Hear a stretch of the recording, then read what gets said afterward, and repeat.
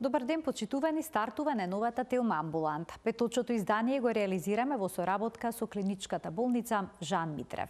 Во денешната емисија ќе зборуваме за најчестите повреди на зглобовите и улогата на физикалната терапија во процесот на рехабилитација. Гостин во студиото е Блаже Арсов, дипломиран физиотерапевт. Емисијата ќе започне веднаш по рекламниот блок, а почитувани ќе имате можност и вие да се вклучите во програма со ваши прашања. Останете на Телма.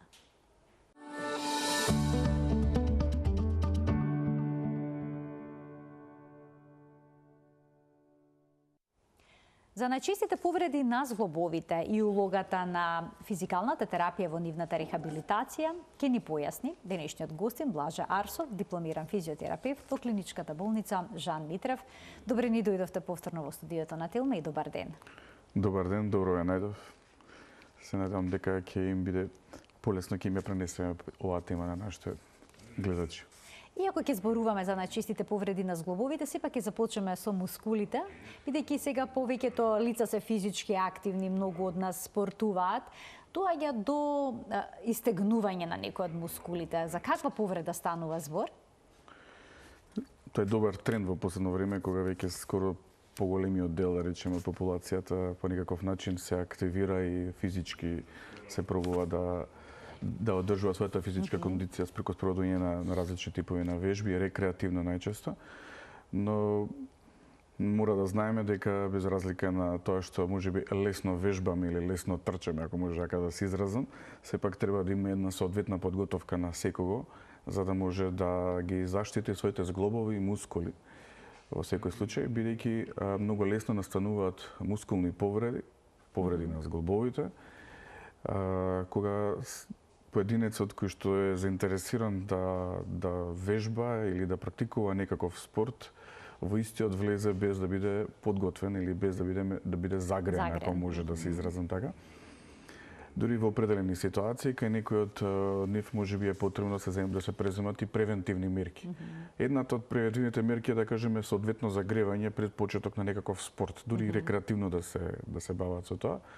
Но во друг аспект, доколку некој веќе знае дека имал претходно некаква стара повреда, да речеме тоа, дали тоа скочен зглоб, рачен зглоб, лакт, колено, може тоа добро да се спревенира со соодветно бандажирање, кој што ќе превенира, да речеме, новата евентуално повреда. Или ќе избегнеме всушност. Доколку почне да се применува некаква физичка активност без загревање и дојде до истегнување на мускулот, обично какви симптоми се чувствуваат?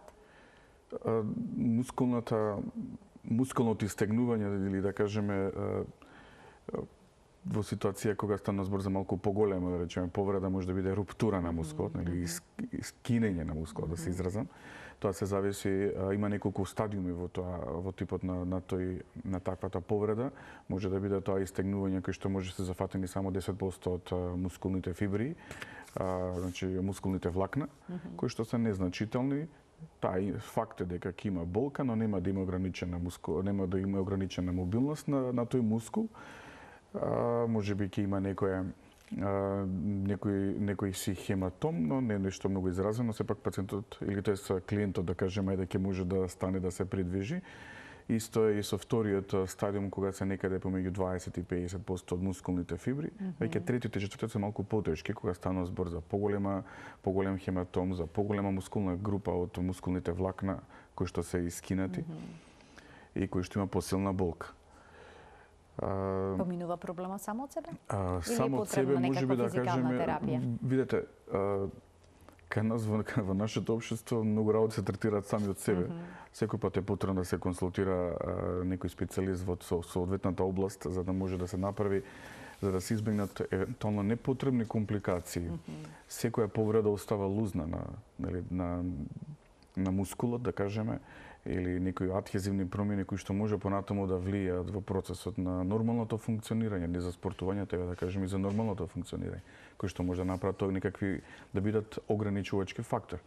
Во секој случај, да кажеме, кога станува збор за, да речеме, елитни спортисти, тогаш во секој случај таму има присуство на физиотерапевт кој што се грижи за тој тип на повреди, не се оставени сами на себе, туку се гледа, се работи на тоа да се колку што може побрзо да се излекува, да кажем, или да се врати самиот спортист. Ќе ни помогне ако направиме некаква масажа?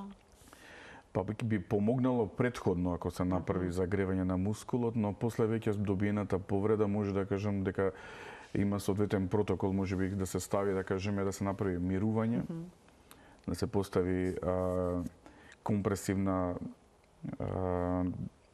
завој? Компресивен завој, нели, кој што ќе го задржи тоа место определен период, мраз во секој случај и елевација.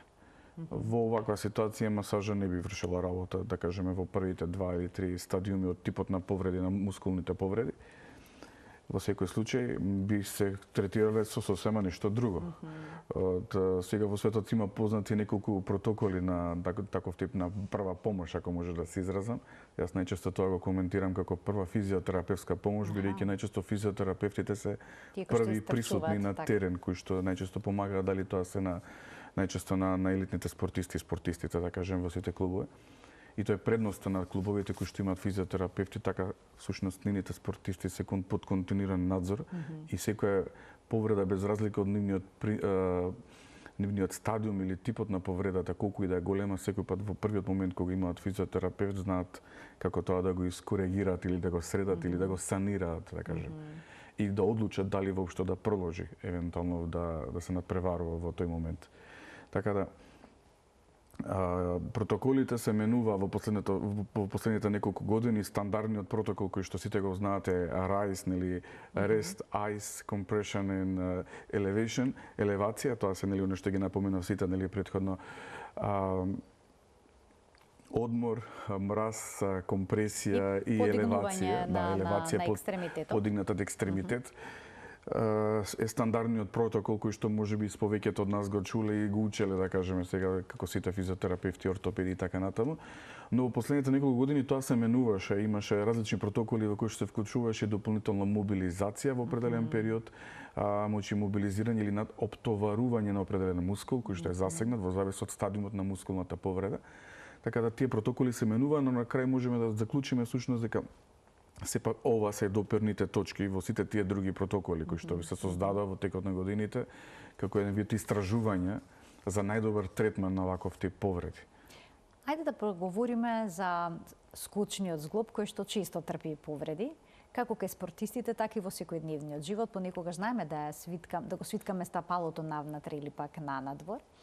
Каква е улогата на скучниот зглоб во нашето тело? Скучниот зглоб не одржува, да кажеме, при самото движење. Првиот допир со определена површина доаѓа преку стопалото, така да и тие мускули, костки и лигаменти, се што е поврзано, тука во скучниот зглоб, се првите тие кои што всушност ни ја пренесуваат информацијата, да кажеме, на каква површина газиме. Од таму ни доаѓаат сите тие информации, преку нашиот нервен систем и преку сите тие елементи анатомски кои што се тука присутни. Скучниот зглоб, да, често страда, можеби повеќе, ја би рекол дека всушност можеби исто страдаат и кај и спортистите и кај општата популација и кај материте, да кажем, кои се занимаваат рекреативно со некој спорт.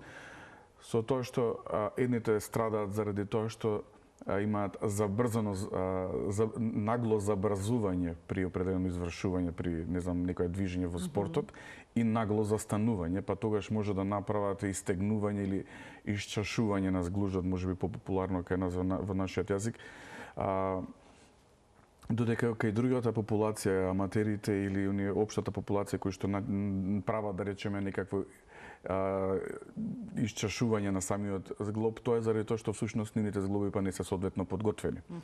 Така да, ако мериме, можеби само разликата ќе биде во општетувањето на зглобот од страната на спортистите сигурно повеќе, додека можеби кај другите малку послабо ќе пројдат со повредата, но во секој случај многу пати се случува, сигурно знаете, значи да се пожеле некој се сопнав или си го свиткав глуждот од еден камен.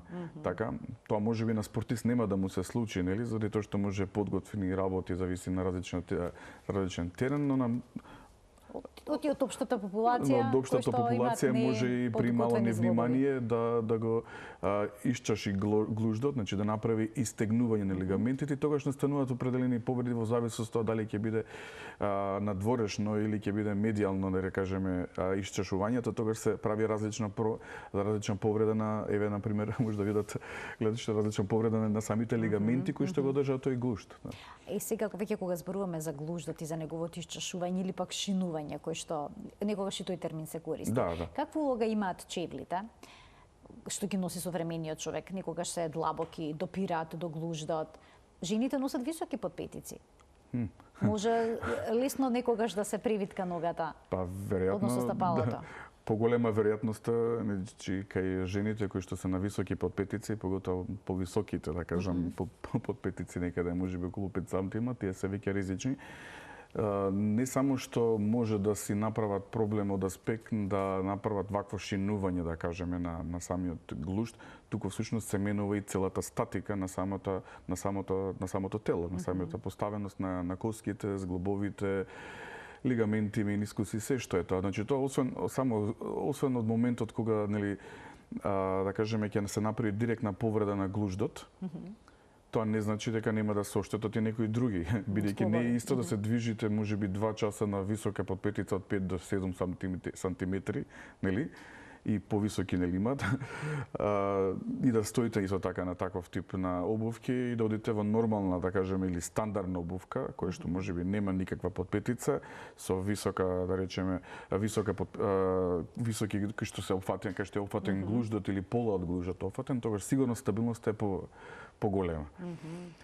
А што значи за современиот човек што постојано се движи по рамна подлога? Дали глуждовите, односно скочниот зглоб ќе страда? Не мора да значи дека ќе страда. Што значи тоа да се движиме по рамна подлога? Значи да не се движиме на нерамен терен, да не се вежба мускулатурата, лигаментите и слично.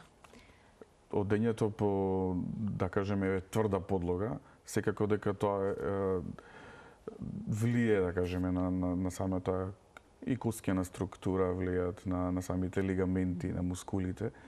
Многу од, да кажеме, од општата популација сигурно имаат и болки во самото стопало, да кажеме, доколку се во определена позиција подолго време се движат во несоодветни обувки или подолго време стојат во несоодветни обувки на рамна површина, секој пат постои веројатност да имаат и проблем со отекување на зглобовите, со отекување на мускулите, тоа е нормално. А дали има овој зглоб доволна биолошка заштита од аспект на лигаменти, на мускули за заштита? Човечкото тело, човечкиот организам е совршено конструирано. Да, но во секој случај тоа ни е дадено, нели? Да го користиме, ако може вака да се изразам, но мораме да се грижиме. Со соодветното тренирање, соодветното вежбање, соодветните обувки кои што се носат, сето тоа може да влие на здравјето, да кажеме, ајде на глуждот, бидејќи таа стабилност треба да се одржи. Факт е дека со помала мобилност, со несоодветна физичка активност, дека и мускулите и сите други структури слабеат и нема да имаат доволно снага да не одржат, да кажеме, при едно движење, при овој стандардно чекорење, да кажеме. Кога ќе се исчаши овој зглоб, скочниот зглоб, односно глуждот, понекогаш луѓето знаат да отидат на местачи. Дали може да се намести на таков начин? Ова е... Пак ќе кажам, тоа е поврзано со нашиот ментален склоп во нашето општество. Таков е нашиот менталитет, така. Да бидам искрен. Ќе се навратам на претходно тоа што ја кажа, при секоја повреда треба да се консултира соодветен специјалист за повредата, бидејќи нели бараме решение и одговор за тоа што се случило и така да не гледам логика да се бара од некој што не е едуциран. Јас во една прилика кажав, факт е дека некој кај нас од тие, како да ги крстиме, местачи, ајде, така може да се каже, кои што немаат образование, може да направат и поголеми штети, бидејќи всушност, нели, како би знаеле, ако не се образовани во таа област, како знаат што работат.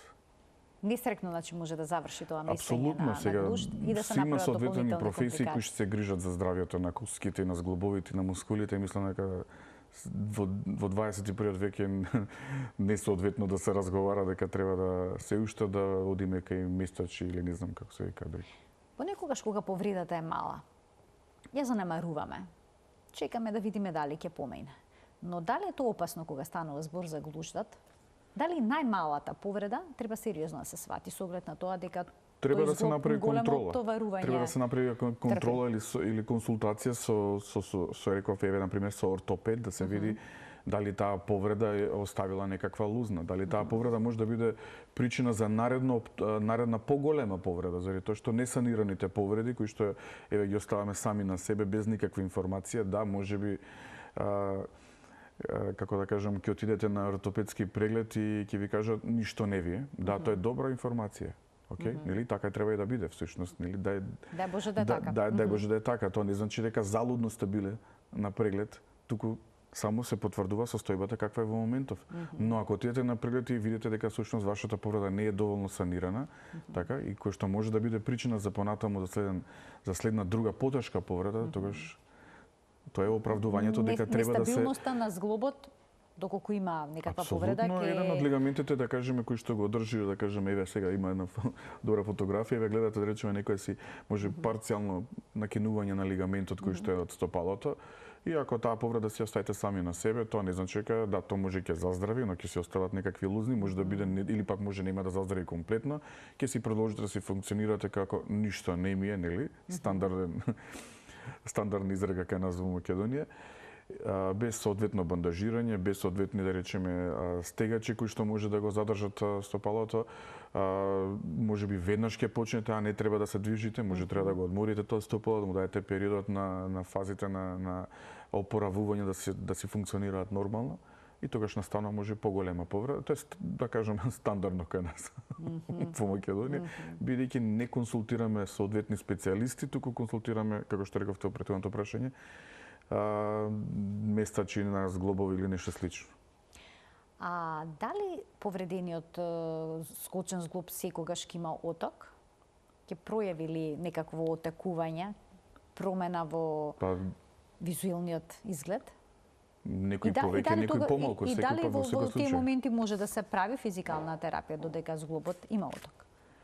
Мораме да го значи да, некој повеќе, некој помалку. Ќе имаат оток, некој може ќе имаат хематом, може ќе има сигурно претпоставам некаква надворешна слика која што ќе ни даде дека нешто се случило со тој. Упатува дека има проблем. Да.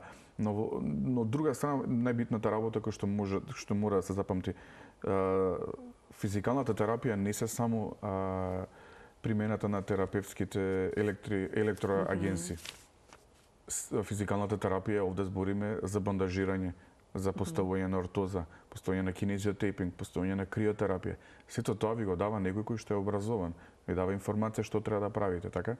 Точно е дека вие сами дома, ако ви кажеме дека треба да ставите, да речеме, криотерапија или мраз, не знам, 3 пати по 15 минути или 20 минути, или да направите сами криомасажа во домашни услови за определен зглоб или мускул со криогел, да речеме, тоа не значи дека не ви треба физиотерапевт. Напротив, овие совети ги добивате од физиотерапевт, како и кај другите специјалности, нели? Одите на кардиолошки преглед, добивате терапија, дозволи што треба да пиете. Кардиологот не ви ја дава терапијата, секој ден да ја пиете, така? Тоа се истите препораки, по истиот начин треба да се третира. Физикалната терапија, колку порано, толку подобро. Не значи дека физиотерапевтот веднаш ќе почне да прави масажа, да кажеме, на зглобот или не знам, ќе примине електротерапија. Во зависност од фазите на опоравување на определен зглоб кој што бил засегнат, типот на повредата, стадиумот на повредата, збориме на пример дали е прва, втора, трета, четврта фаза од речеме при руптуриран мускул, секој пат има соодветна фаза и на рехабилитација и препораки од страна на физиотерапевтот што треба да се прави во определено време. Кога станува збор за глуждот, обично колку време трае физикалната терапија? Тоа е во зависност од типот на повредата, ја би рекол. Има повреди кои што до 8 недели би требало кај спортисти би можело да и се вратат. Во зависност од, пак збориме за типот на повредата. Дали тука имаме парцијална раскинување на лигаменти, дали еден или два, на пример имате овде повеќе типови на лигаменти кои што може да ги видите на сликата. Секој од тие лигаменти му треба време. Ако е нормално, ако се повеќе од лигаментите скинети, ако има нестабилно да кажеме стопало, мора тоа да се да се заекнат мускулите? Да се заекнат и мускулите, да се даде простор за време на зараснување на лигаментите евентуално, да се забрани да кажеме користење на стопалото, значи газење на стопалото, да се оптоварува и сузином стопалото. Можеби ќе користи и нека патерица дополнително пациентот во определен период за да се помогне на процесот на зараснување. Но во тој период дополнително ќе се следат и другите физикални физиотерапии, како например може да се вклучи за намалување на болка, може да се вклучат и интерферентни струи, кои што всушност исто така и го забрзуваат и процесот на подобрување на циркулација на определено место, функционална магнетна стимулација, како што реков, кинезиотейпинг, тука може криотерапијата игра голема улога, компресивни чорапи исто така. Голем број да кажам на пристапи кои што може да го третираат. И кога тоа се функционира, кога тоа се применува според дадените препораки, тогаш може да зборуваме колку време ќе биде колку време всушност ќе трае, да кажеме, една физикална терапија или физиотерапија. Ако може, ја би рекол процес на рехабилитација, но од прилика тука некаде од 6 до 8 недели се зависи од типот на повредата, еве да кажеме најтешката. Кај спортистите можеме, нели, во 8-та недела и веќе да бидат да се вратат на терен. Некогаш ортопедите на пациентите им велат дека имаат послаби лабави лигаменти на стапалото. Постојат ли некакви вежби за нивно зајакнување? Може ли нешто да правиме во домашни услови за да си ја подобриме статиката на стапалото? Па со тоа и цврстината на скочиот зглоб, односно глуштат.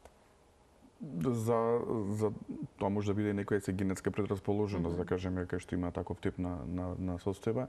Во секој случај може да се прават многу едноставни вежби, да кажеме, во кои што се застанува на прсти, неколку пати се повторува, да кажеме, таа вежба можеби по 20 пати во една серија, неколку серии во текот на денот. Обратно, сите движења кои што може да бидат околу на самиот речеме на глушт, ротационите движења, така да одењето на различни површини кои што ќе бидат, да речеме, дали тоа ќе биде имаат специјални полутопки со боцки, ако може така да се изразам, кои што исто така го прават една друга проприорецепција на самото стопало, така да. Сега тие полутопки со боцки знаат луѓето да си ги купат дома и да вежбаат самостојно. Може ли да постигнат добри резултати или пак понекогаш е присутен и ризикот од контраефект? Дали сето тоа мора да биде под надзор на физиотерапевт? Контраефект, контраиндикација во оваа ситуација нема тоа што да биде, освен ако имат некоја повреди, ако несоодветни вежби применуваат, да кажеме. Но кога станува збор за здрави, да кажеме, ајде сега, стопала, кои што се недоволно силни, ако може така да се изразам, тогаш да, може да вежбаат, не може да постигнат. Тоа често се случува кај децата, бидејќи радирани малку се стопала движат, и така па им даваат ваков тип на вежби. Значи слободно доколку е здраво стапалото, тоа може да се прави во домашни услови, но ако има некаква повреда, во тој случај треба консултацијата со физиотерапевт е многу битна затоа што да не биде погрешно разбрано, сега тоа не значи дека овој тип на вежби се за сите. Консултација најдобро. Па да се види што. Можеби не се секоја вежба не е соодветна за секого. Така. Ќе ги вклучиме гледачите од овој момент. Почитувани, телефонскиот број на телевизија Телма ќе биде објавен на екранот. Ќе добиете можност да се вклучите во денешната Телма амбуланта со ваши прашања на денешната тема. Зборуваме за најчистите повреди на зглобовите, како спортски, така и повреди од секојдневниот живот, на кој начин тие се третираат, односно се рехабилитираат со помош на физикалната терапија. Блаже Арсов, дипломиран физиотерапевт во клиничката болница Жан Митрев, е гостин во студиото на Телма и тој дава појаснувања, објаснувања и разрешува низа дилеми кои што се поврзани со сето ова. Продолжуваме ние понатаму со коленото. Во зимскиот период се случува кога има снег, некој да се лизна, да падне веднаш на коленото, или пак тука се зимските спортови, скијање, бордање и така натаму. Да. Често страда коленото. Доста ризици. По истиот принцип би рекол, на пример, еве ако се применуваат зимски спортови кај аматерски, да кажеме, еве, нормално. Исто така е потребно да бидат соодветно подготвени. Значи да се примени соодветна опрема. Да се знае како да се реагира при пад, да се знае како да се падне всушност, за да се избегнат дополнителни повреди. Секако дека страдаат колената, но страдаат и другите нели зглобови, не мора да значи дека само тоа ќе биде коленото, секој пат може да бидат по комбинација повеќе зглобови, па може да настани некоја фрактура. Во секој случај кај зимските спортови ризикот од настанување на повреда е повисок. Но во секој случај со соодветна подготовка, соодветна опрема може да се избегнат некои од повредите. Кај колената, тогаш биќе коленото е еден од најголемите зглобови, така да кој што има кој што има повеќе легаменти, има менискуси, мускули од околу, така да самите тие повреди може да бидат во зависност од тоа каков ќе биде типот, да речеме, дали ќе има скинат легамент, дали ќе биде раскинат, дали ќе биде делумно, парцијално, менискуси и така натаму. Повреди кои што може понатаму да влијат во самото здравје на зглобот, ако може така да кажам, бидејќи несоодветниот третман или при настанатата повреда, ако не се направи консултација со ортопед, според мене, тоа може да биде понатака поголема причина за дополнителен проблем. Да се оштатат и другите коски, да се оштатат и другите коскини структури доколку има раскинување на некои од можеби на менискусите кои што ќе направат дополнителна повреда внатре во самиот зглоб. Имаме двајца гледачи, ќе им дадеме предност. Добар ден. Добар ден. Повелете. Дали сум на... Да, во програма сте. Така, ве слушаме, повелете. Овде една особа во трета доба. Така. Лумбоишиалгија, сега ова не знам дали е во истата тема. И гонархроцис бил со модела на физикална терапија, ама меѓутоа сега ме најде друга несреќа што трета година со карцином на дојка сум. Не смеам да употребувам, а многу болки имам на кичмата. Ова кога крцка вежбам дома сама, што сум ги правила таму од физикална терапија и да ги знам од таму вежбите, колената исто ги фаќам, ги вртам лево десно, да се врти колку ти коленото. Мислам чашката, раците на чашката се, легната на грб. Тие вежби ги правам, диклоджет зимам, против болките, аналгин, не знам јавише. Аз сум одела стално на физикална редовно, ама сега така, но сега веќе не можете да практикувате вакви типови на третман, па веројатно ви интересира што би можело да се направи кај пациенти кои што се болни од карцином. Дали може ладно, бањи, дали може да користам. Затоа сум во недоумица.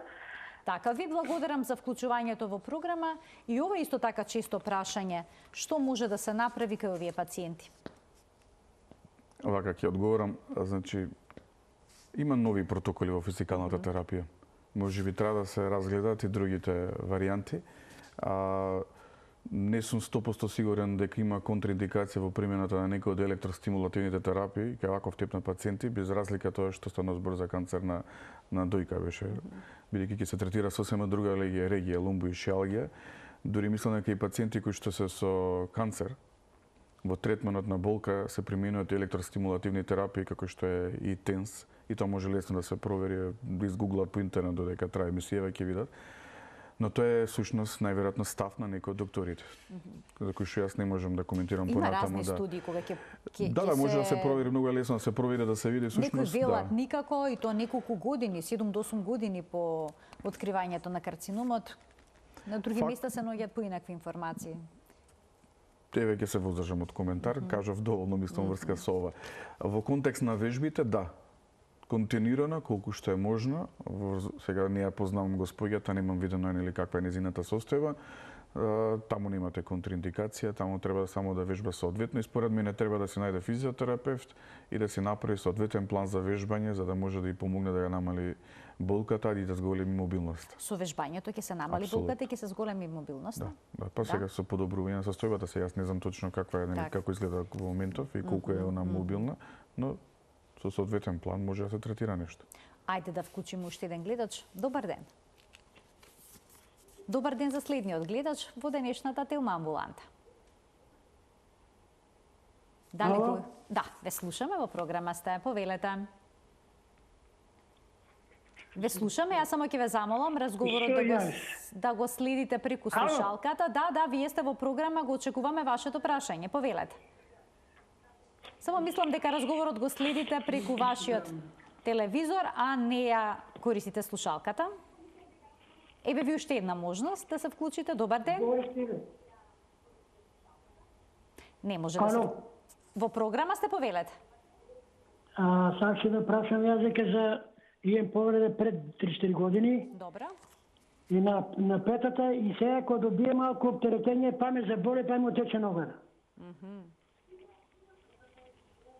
Така, ви интересира што може да се преземе кај повреда на пета. Ви благодарам на пета. Така.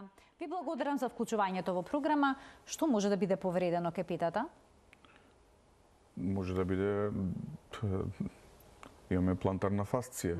Ајде, на пример, може да има направено, може би има и фрактура на да речем, така да знам, во моментов, значи имате доволно информации. Од она што го слушнав, значи може бидат различен тип на повреди, како што кажу дека повремено најверојатно тоа е некоја стара повреда која што не била третирана како што и која што само во извесен период си се активира соодветно бидејќи лузна врз лузна, да кажем, или повреда врз повреда и се зголемуваат оштетувањето. Кога има некој ваква стара повреда која што му создава проблеми, отоци слично, да речеме нетретирана, и се јави кај физиотерапевт, што ќе побарате од пациентот? Потребно ли се направат некакви снимања пред да се примени некоја од процедурите? Според поставеноста на системот, во секој случај првично треба да се направи ортопедски преглед, да се види каква е состојбата. Ортопедот ќе си го направи тоа врз дали тоа ќе побара рентген, магнетна резонанса, компјутерска снимање или можеби ултразвук за да направи испитување на состојбата, мануелни тестови кои што ќе си ги спроведат врз основа на податоците кои што ги добијат од тоа испитување, тогаш ќе се добие, ќе може да се направи евентуално план за рехабилитација. Тоа е процесот на кој што треба. Кога се среќавате прв пат со физиотерапевт, задолжително, како и за сите други варијанти, е потребно да носите медицинска документација, за да може да се добијат повеќе информации. Значи не е доволно само се каже имам ја стара повреда, имам оток и сега сакам да се преземе нешто. Тоа е во ред, да, физиотерапевтот ќе се направи сопствена физиотерапевтска проценка врз основа на тоа што ќе го види, нели? Но сепак е потребно да се има, ако се има документација, да се сподели таа како информација. Сложени ли се овие повреди на петата? Можат ли брзо да се решат со физикална терапија? Во зависност од тоа за каков тип на повреда зборуваме, на пример, може да бидат и тие се проблематични заради тоа што, нели, како што спомнавме на почетокот, ние се движиме, нели, за да се направиме чекор, треба да згазнеме, на пример, така да во таа ситуација во зависност од типот на повредата, најверојатно истото ќе треба да биде имобилизирана, ќе треба да биде ставена или во некаква си лонгета или не може некаква пластична од оние чизми во кои што ќе се намали оптоварувањето на самата пета, може ќе се користат и патерици, како што кажав, така да самиот тој процес на рехабилитација се одолговлекува заради тоа што оптоварувањето во истиот момент може да биде и причина за зголемена болка, а и да повторна повреда. Ќе вклучиме уште двајца гледачи пред да преминеме на концептот предвиден за денеска. Добар ден за следниот гледач. Дали сум во програма? Да, во програма сте. Повелете. Има повреда на пета. Има повреда на пета. Значи, опериран сум пред 2 години. Имам ставено некои си таму шипки и опериран сум во Скопје, во државна болница. Дака. Сите физикални од докторката што ми беа препорачани, сите физикални терапии ги извршив, еве го 2 години одам со нови цедења, со нови резултати и докторот сега треба да ги извади тоа што како се вика тоа шипки таму, не знам едно друго. И сега осеќам, одев со помагало. И сега осеќам на ногата, газам ко на клинец. И сега докторот кога треба да ги извади? Одам 3 пати кај него, докторе кога? Оди уште малку, оди уште 20 терапии, оди уште 20. А сето тоа го испочитува. Така, значи сега претпоставам дека ќе проценат кога е време, ќе ги отстранат. Ќе дојдеш. Така, јасно, сега значи ќе процени докторот, тоа ќе се отстрани, претпоставам дека му прашањето ви е дали по отстранувањето на тие шипки или штрафови што и да имате, повторно ќе ви биде потребна физикална терапија. Ви благодарам за вклучувањето во програма. Што велите за еден ваков случај? Тоа е во контекст на претходното прашање кој кажавме, кој рековме каков тип на повреда. Да, може да бидат и да има и фрактури, да кажеме на самата петна коска, кој што мора да се истретира хируршки, да се поставуваат остеосинтетски материјал, и тој по известно време треба да се изведи, и тоа е всушност одлука на докторот, хирургот, ортопедот кој што. Така, во кој момент тоа ќе биде направено? Тоа е негова одлука и он точно знае што и кога како да се направи. После колку време така се следат одредени критериуми, претпоставувам. Па има протоколи за тоа. Физикалната терапија во секој случај ќе продолжи и после вадењето на остеосинтетскиот материјал во нормализирање на ткивото, зајакнување на мускулите на стопалото, за да може да функционира нормално. Чувството кој што го има пациентот е тоа, дека всушност нели има остеосинтетски материјал. И на туѓо тело всушност. Така. Да. Ке вклучиме уште еден гледач. Добар ден. Добар ден за следниот гледач во денешната Телма амбуланта. Тишина? Ало, добар ден. Да, ве слушаме, добро. Повелете, добар ден. Добар ден. Добар ден. Кој е вашето прашање? Ке ве замолам само разговорот да го следите преку слушалката. Ало? Да, го очекуваме вашето прашање во програма. Ве слушаме. Намалете го тонот на телевизорот. Ало? Во програма сте, добар ден. Намалете го тонот на телевизорот и следете го разговорот преку слушалката. Добар ден. Добар ден. Еве уште една можност. Кој е вашето прашање? Јас ќе ги замолам од режија на гледачката да дадат насоки на каков начин да се вклучи во програма, за да можеме нормално да искомуницираме, а ние во меѓувреме продолжуваме со нашиот разговор. Разговаравме за повредите на коленото. Дали во процесот на рехабилитација, со физикална терапија може да се третираат и меките ткива и тврдите ткива. Значи и лигаментите кои што се повредени, но и коскините структури. Апсолутно. Во зависност од типот на повреда и во зависност од она што е потребно да се постигне. Доколку станува збор за, ајде да кажеме, како што спомнавме на почетокот за мускулните повреди, се третира соодветно со соодветна програма само мускулното ткиво. Кај проблемите, например, кај, да кажеме, фрактура, скршеница на коска, и за време на имобилизацијата може да се третираат и со помош на електротерапија, со цел забрзување или всушност стимулација на коскино зараснување. Така да физиотерапијата има широка примена, морам да кажам, и не е процес во кој што понекогаш се мирува. И не секое мирување е мирување во буквална смисла, туку нешто друго се работи од аспект на забрзување на процес на рехабилитација. Физикалната терапија вели е буквално на сите тие структури. И мускулна структура, меките ткива, да кажеме, кој што ги спомнавме, мускулите, лигаментите, менискуси, тетиви и нормално и коскената структура. Кога се носат специјални мобилизатори, се нарекуваат, тие како имобилизатори, така. Може ли да ослабе мускулатурата на ногата во тој период? Да, значи вака. Кога станува збор за некоја повреда во кој што мора да има имобилизација или кога мораме да штедиме мускулната структура или евентуално коскената во зависност од повредите, да кажеме, еве да се насочиме на пример кон коскена структура, доколку има да речеме повреда, фрактура или фисура, пукнатина, кога мора да се направи една имобилизација во кој што ќе да се заштити, нели, и да се даде процес на соодветно зараснување на коската, очекувано е мускулната структура, тогаш мускулот да направи едно ослабнување или атрофирање, да кажеме, со тоа што по вадењето на, ако станува збор за гипсена, да речеме, лонгета која што е поставена, која што е фиксна, тогаш по вадењето се почнува процесот, нели, на зајакнување на мускулите. Во определени ситуации, на пример, доколку станува збор, да речеме, на фрактури, како што спомнавме минатиот пат, значи фрактурите на глуждот, кои што се вклучува можеби фибула или тибија, во кои што имаат поставување на остеосинтетски материјал, тогаш може тие да бидат ставени во еден имобилизатор кој што ќе бидат, да кажеме, на пластична чизма во кој што не се гази во секој случај, нели? Но може да се извади и да се работи на мускулната структура и да се стимулира, да кажеме, определени мускули. Може да се одржува мускулатурата во периодот на имобилизација. И тоа е еден од, според мене, најбитните периоди кога за жал се пропушта.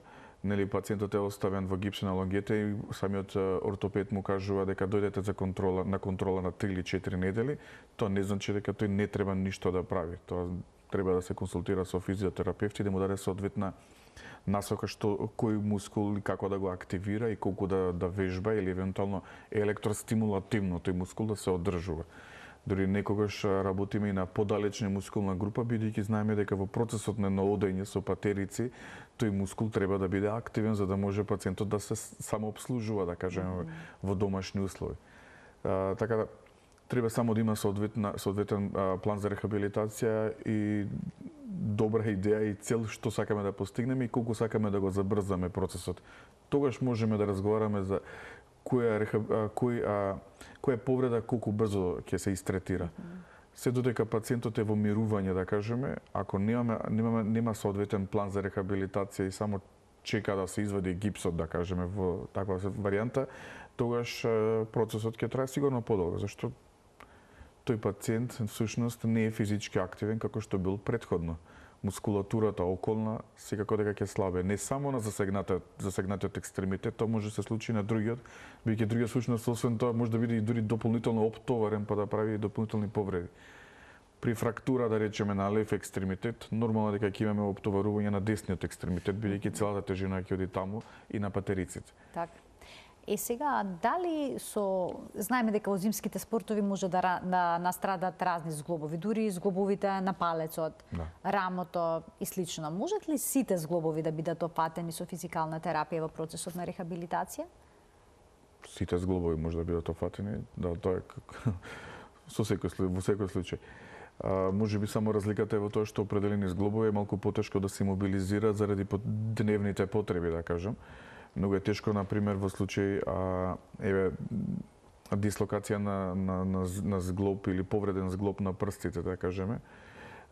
Потешко да се врати во нормал или процесот на рехабилитација може би е малку подолг, бидејќи не се имобилизира прстот или всушност се зависи од тоа колку од другата страна пациентот е активен во примената на препораките. Заради употребата на шаката за определено движење или за хранење, за пиење вода, не сите, да кажеме, при повреда на прст ги носат имобилизаторите. Како шина, буквално како на шина.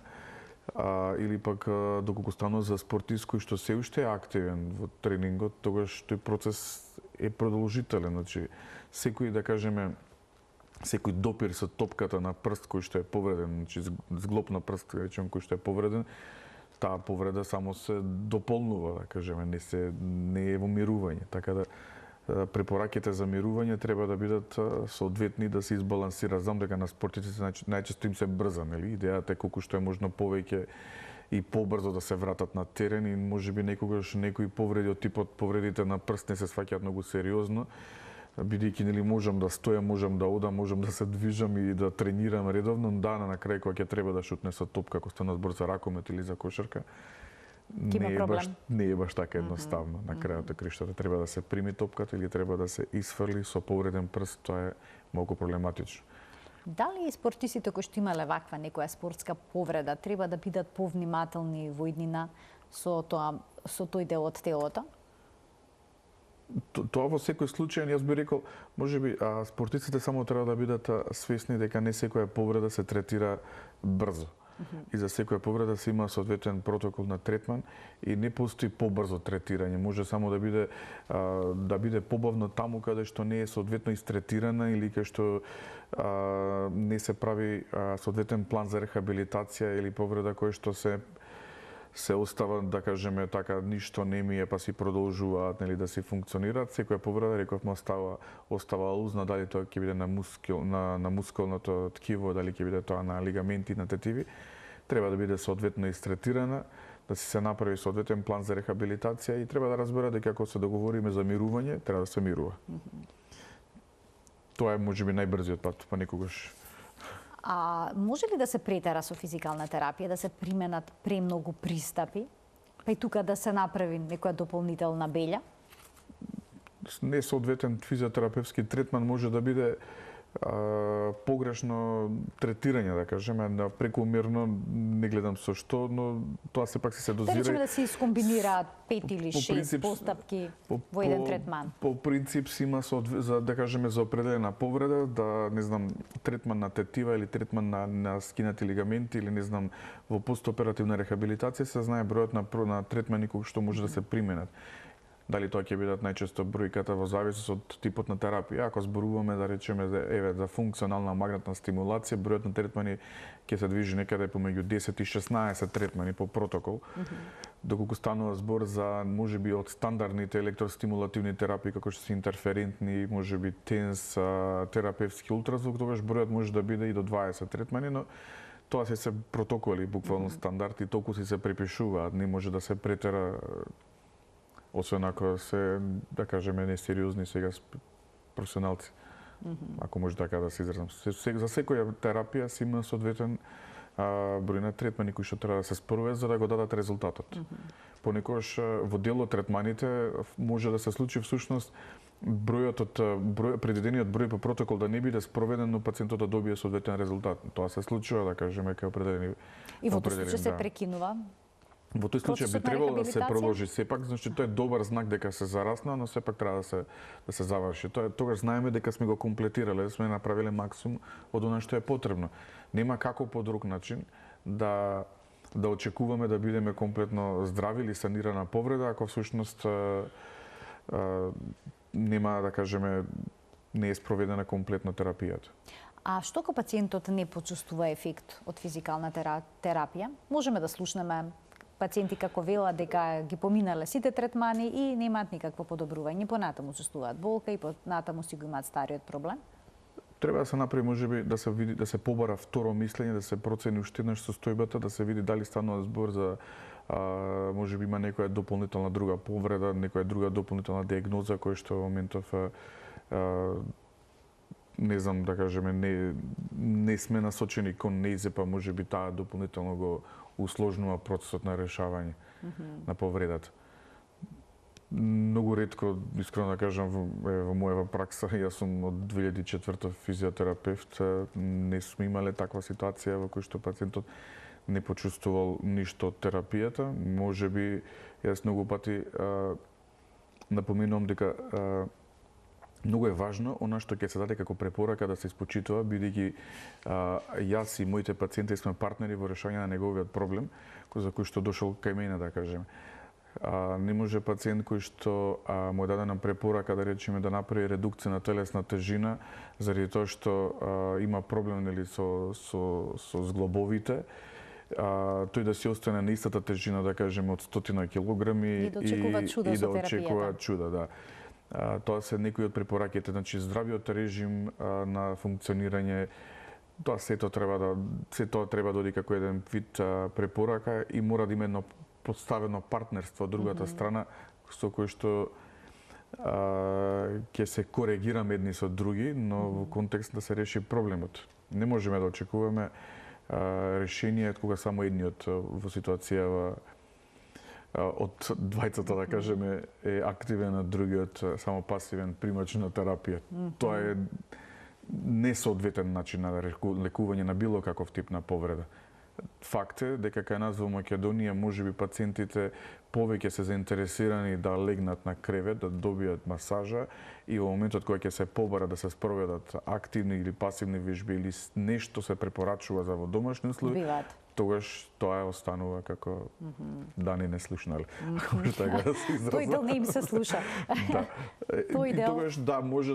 тогаш може да зборуваме дека не почувствувале ништо од ефектот од терапијата, да. И во оној контекст кога претходно ме прашавте дали може да вежбате дома сами, да, но одговорноста е ваша.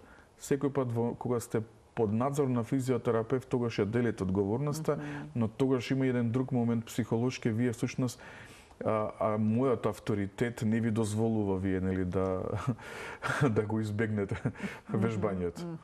Значи таму не се избегнува вежбањето, туку 100% се спроведува така, и во токму домашни затоа услови има одговорноста е ваша, вие знаете дали вежбате или не вежбате правилно, тоа е веќе друга приказна. И дали вежбате воопшто или не вежбате. Кога ќе се прави, кога ќе се еден комплексен физиотерапевтски план за рехабилитација не вклучува само давањето на мануелна масажа или не знам одредени техники, не знам истегнување или не знам ајде да кажеме електростимулативни терапии или нешто слично, не е само тоа, туку имаме Токму така се доживува дека само тоа. Очигледно дека има уште еден многу важен пропратен сегмент. Процес во кој што да кажеме вклученоста на пациентот е во целиот тој процес е најважната работа. Ако забраниме да речеме газење на глушт после на стопало, да кажеме после операција, да, тоа станува како препорака да се забрани, значи дека треба да се примени. Не може да очекува пациентот подобрување на состојбата ако секој ден, да кажеме, не ги применува препораките и си гази, да кажеме, на самото стопало. Значи применување на сите препораки од страна на вклучително се, физиотерапевтот, вклучително и вежбањето во домашни услови. Најважно. Најважно. Ви благодарам многу за вашето денешно гостување во Телма амбуланта. Благодарам и на вас, наистина многу брзо ни помина времето. Летна времето, токму така. Ми беше мило што гостував и се надевам дека и следниот пат ќе разговараме на вакви теми кои што претпоставам дека на публиката им се доста полесно достапни. И полезни, меѓу другото. Да, и покорисни. Почитувани, ова беше уште една емисија реализирана во соработка со клиничката болница Жан Митрев. Ви благодарам за вниманието со кое што не следевте. Ви посакувам пријатен ден.